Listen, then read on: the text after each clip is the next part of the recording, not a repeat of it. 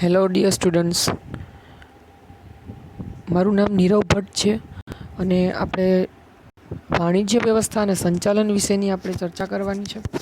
તમારા કોમર્સનો theoretical subject BA તરીકે પણ જે ઓળખાય છે એવો થિયરિકલ સબ્જેક્ટ છે મિત્રો, જેની અંદર દરેક પ્રકારના મેનેજમેન્ટને રિલેટેડ ચેપ્ટર્સ જે છે એ તમારે ભણવાના છે. તો એનું પહેલું ચેપ્ટર જે છે એની અંદર ધંધાનું સ્વરૂપ, હેતુ અને કાર્યક્ષેત્ર એ આપણે જોવાના છે મિત્રો. તમારી પાસે ધોરણ 11ના સિલેબસની ટેક્સ્ટ બુક જો અવેલેબલ હોય તો એ તમે ઓપન રાખી શકો છો. અધરવાઇઝ તમારી ટેક્સ્ટ બુકના જે ફર્સ્ટ ચેપ્ટરનું ફ્રન્ટ પેજ જે છે જેના વિશે આપણે ચર્ચા કરવાની છે એ તમારી સ્ક્રીન ઉપર જે છે એ વિઝ્યુલાઇઝ છે, એટલે તમે એમાંથી પણ રીડ કરી શકશો. તો મારી સાથે રહેજો મિત્રો, એટલે તમને સમજવામાં સરળતા રહે. પ્રસ્તાવનાથી શરૂ કરીએ. ઇન્ટ્રો પાર્ટ શું કહે છે આપણને? આમ તો જોવા જવું તો આપણે ચેપ્ટરની સાથે સાથે આ સબ્જેક્ટ પણ તમારા માટે નવો છે. તો પહેલાં વિષયને આપણે ઓળખી લઈએ. આ વિષયની અંદર વાણિજ્ય વ્યવસ્થા અને સંચાલન, એટલે કે વાણિજ્યક વ્યવસ્થાઓ જે કોઈ છે, ધંધો કે કોઈ પણ બિઝનેસ કે કંઈ પણ નવી શરૂઆત કરવા માટે થઈ અને સૌથી અગત્યની વસ્તુ છે નાણું. કારણ કે પૈસાના અરેન્જમેન્ટ વગર ક્યારે પણ નવી વસ્તુઓ જે છે એ તમે શરૂ નથી કરી શકતા મિત્રો.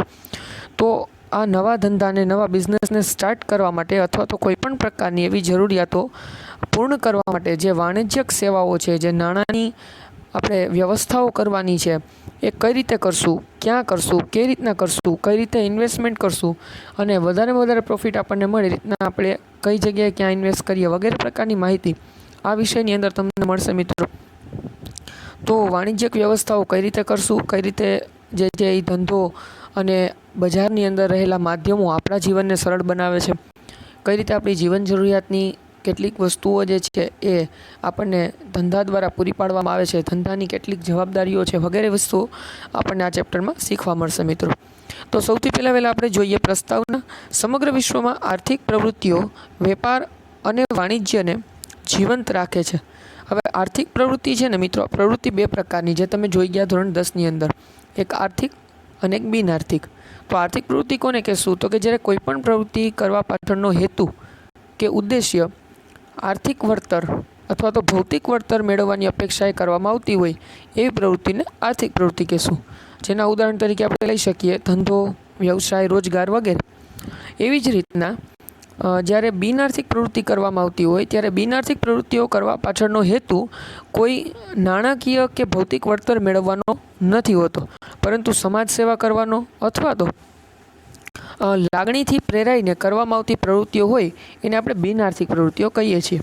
જેના ઉદાહરણ સમાન લઈએ તો માતા દ્વારા પોતાના પુત્રની સાર સંભાળ રાખવી, ડૉક્ટર દ્વારા પોતાના બાળકનો ઈલાજ કરવો વગેરે પ્રકારની એના એક્ઝામ્પલ્સ આપણે લઈ શકીએ મિત્રો.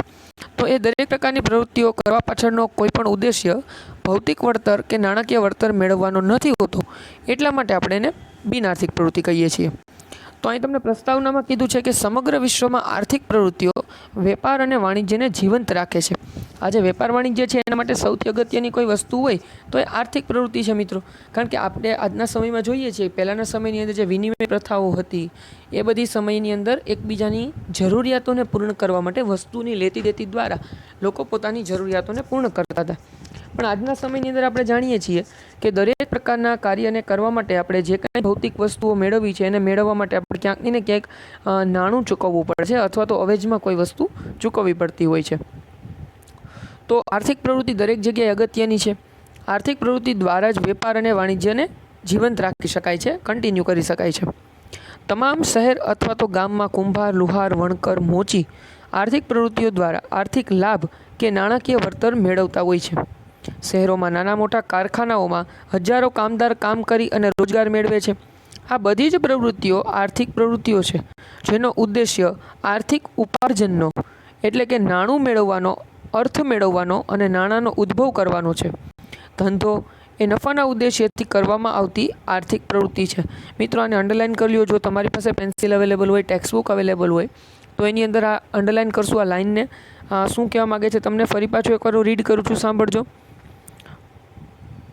ધંધો શું છે? તો કે ભાઈ અહીંયા તમને એમ કહે છે કે કોઈ પણ નાણું મેળવવાની અપેક્ષાએ અથવા તો ભૌતિક વળતર મેળવવાની અપેક્ષાએ કરવામાં આવતી જે આર્થિક પ્રવૃત્તિ છે એવી એક કાયદેસરની આર્થિક પ્રવૃત્તિ એટલે ધંધો છે. ધંધો એ નફાના ઉદ્દેશ્યથી કરવામાં આવતી આર્થિક પ્રવૃત્તિ છે. એટલે એનો અર્થ એવો થયો મિત્રો કે ધંધા કોઈ પણ પ્રકારનો બિઝનેસ હશે જેની અંદર કોઈ પણ વસ્તુ તમે સેલ કરતા હશો, વેચતા હશો, તો એ વેચી અને એના બદલામાં તમે નાણું મેળવો છો જે નફા સ્વરૂપે તમને મળે છે.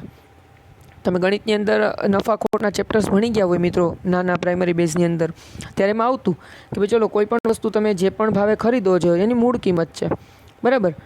ત્યાર પછી એક્સ્ટ્રા એક્સપેન્સ જે એમાં પેકિંગના કે વોટેવર તમે કરતા હોય એ બધું એમાં પ્લસ કરો એટલે તમને પડતર કિંમત મળે. અને પછી જે કિંમતે તમે એ વસ્તુને વેચો એને વેચાણ કિંમત કહેવાય. તો વેચાણ કિંમતમાંથી પડતર કિંમત તમે બાદ કરો એટલે જે વધારાના પૈસા નીકળ્યા એ નફો છે, જેનો ડિફરન્સ છે એ નફો છે, આપણે જાણીએ છીએ. તો એવી જ રીતના કોઈ પણ બિઝનેસમેન છે આવું જ કરતો હશે કે નહીં, કે પોતે જે કાંઈ ધંધો કરશે એના બદલામાં જે વેચાણ કિંમતે વસ્તુ વેચશે અને એમાંથી પડતર કિંમત બાદ કરશે અને જે કિંમત એને મળશે નફો હશે. તો આ રીતના જે છે કોઈ પણ આર્થિક પ્રવૃત્તિ કરવા પાછળનો ઉદ્દેશ્ય નફો મેળવવાનો છે. જો ધંધાની અંદર નફો મળે છે એવી જ રીતના રોજગારીમાં પગાર મળતો હોય એવી જ રીતના વ્યવસાયકાર છે એ ફી મેળવીને પોતાની આર્થિક પ્રવૃત્તિ કરતો હોય.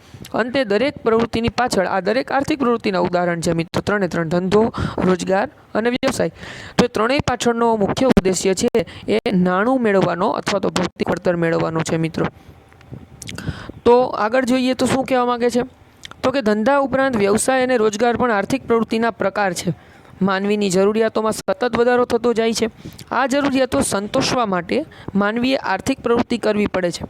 હવે મિત્રો માણસની જેમ જેમ જરૂરિયાત વધે એમ એમ એને પોતાની આવકનું જે સ્ટ્રક્ચર છે એમાં ચેન્જીસ કરવા પડે મિત્રો.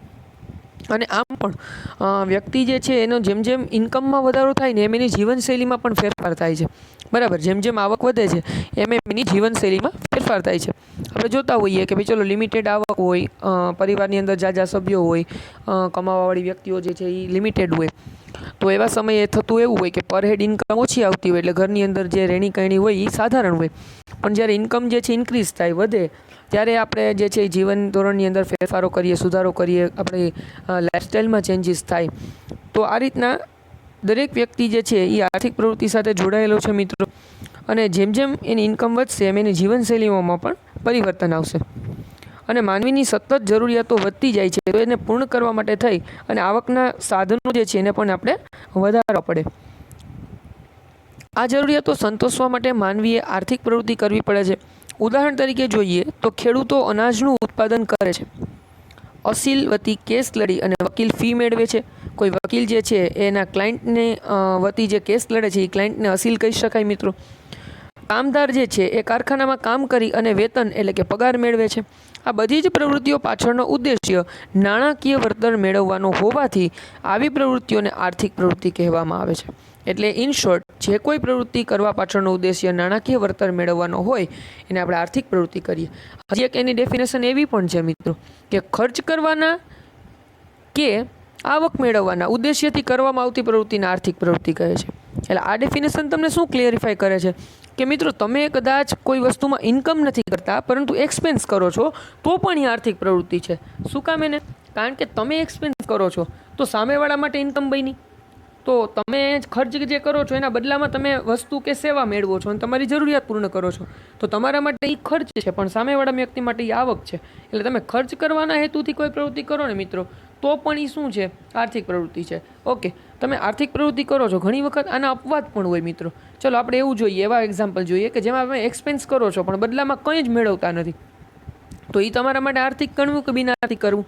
ચલો એક એક્ઝામ્પલ તરીકે કે તમે ઘરની બહાર કે કોઈ જગ્યાએ મંદિરે કે દર્શન કરવા ગયા હોય અને મંદિરના પટાંગણમાં કે ક્યાંય કોઈ જગ્યાએ કોઈ ભિક્ષુક બેઠું હોય અને જે છે તમે એને લાગણીથી પ્રેરાઈને કોઈ વસ્તુ કે કંઈ પૈસા જે છે એને દાનમાં આપો છો. તો તમે પૈસા આપ્યા છે અથવા તો એક્સપેન્સ કર્યો છે, તમારા માટે તો ખર્ચ જ છે, બદલામાં તમને કંઈ મળતું નથી. મળે છે શું? પણ અભૌતિક વસ્તુ મળે છે, એના આશીર્વાદ મળે છે જેને આપણે બતાવી શકીએ નહીં. તો આમાં ભૌતિક વળતર મેળવવાની અપેક્ષા થઈ નહીં, છતાંય પણ એક્સપેન્સ તો થયો છે કે નહીં, ખર્ચ તો થયો છે કે નહીં? તો કે હા, ખર્ચ થયો છે. તો મિત્રો આવી આર્થિક પ્રવૃત્તિના અપવાદો પણ હોય છે પણ આપણે એને મેન્શન કરતા નથી. અત્યારે આપણે એ જ વસ્તુ જોઈએ છીએ કે જે વસ્તુ ખર્ચ કરવાના હેતુથી કે આવક મેળવવાના હેતુથી કરવામાં આવતી કોઈ પણ પ્રવૃત્તિ આર્થિક છે. તો આગળના પેરામાં જોઈએ, નેક્સ્ટ પેરેગ્રાફ શું કહે છે, તો કે સમાજમાં અમુક વ્યક્તિઓ આર્થિક લાભ અથવા તો નાણાકીય વળતર મેળવવાના હેતુ વગર પ્રવૃત્તિઓ કરે છે. દાખલા તરીકે સમાજ સેવા જે કરતા હોય સમાજ સેવકો એ સમાજ સેવાના ઉદ્દેશ્યથી કામ કરે છે. કોઈ ડૉક્ટર સમાજ સેવાના ઉદ્દેશ્યથી પ્રેરાય અને મફત તબીબી સેવા એટલે કે ડાક્ટરી સેવા આપે તો તેના માટે તે બિનઆર્થિક પ્રવૃત્તિ કહેવાય. બિનઆર્થિક પ્રવૃત્તિઓમાં આર્થિક લાભ, નાણાકીય વળતર અથવા તો અર્થ ઉપાર્જન એટલે કે નાણાંના મેળવવાનો ઉદ્દેશ્ય અથવા નાણાં ઉત્પન્ન કરવાનો ઉદ્દેશ્ય હોતો નથી મિત્રો. તો આવી પ્રવૃત્તિને આપણે કેવી પ્રવૃત્તિ કહેશું, તો કે બિન આર્થિક પ્રવૃત્તિ કહેશું. હવે આપણે જોઈએ ઉપર જો મિત્રો તમને એક્ઝામ્પલ આપ્યું એની અંદર તમને